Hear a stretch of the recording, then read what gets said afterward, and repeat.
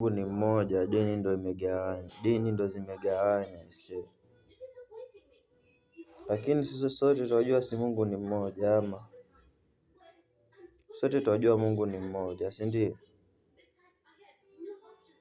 Mungu si ni mmoja. Dini ndo zimetugawanya, dini ndo zimegawanya watu. Sasa kwa wewe kama una dini yako, tulia na dini yako.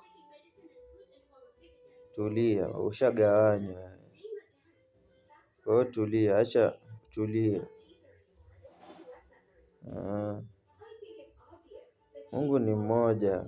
Hao wengine si ni mitume tu.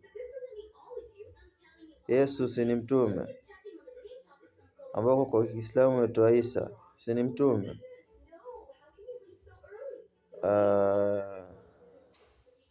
Muhammad si ni mtume, si ndio? Sasa shida iko wapi? Tumegawanyishwa. Lakini Mungu au mitume wanaserve nani ama wanaserve nini walikuwa? Mungu. Sasa pia serve Mungu. Mimi na serve Mungu. Serve Mungu. Kama umekubali kugawanywa, tulia. Lakini dini ni moja. Ati dini, Mungu ni mmoja. Dini ni 1000.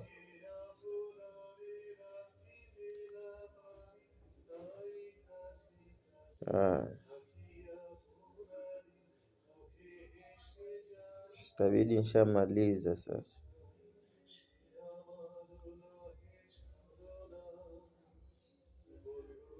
Lakini mjue Mungu ni mmoja. Dini zimetenganisha. Dini ni nyingi. Usiniambie eti dini ya kweli ni hii, dini ya hapana. Dini ni nyingi. Na zote ni dini. Kila mtu alishika dini yake na akaamini. Kwa hiyo kama ulishika dini yako ukaamini, tulia.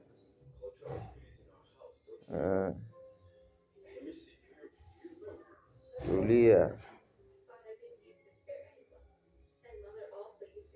Maana Mungu, mimi siwezi ongelea Mungu, lakini tumegawanywa, tumetenganishwa watu, hatuko pamoja. Na dini ni moja hapo.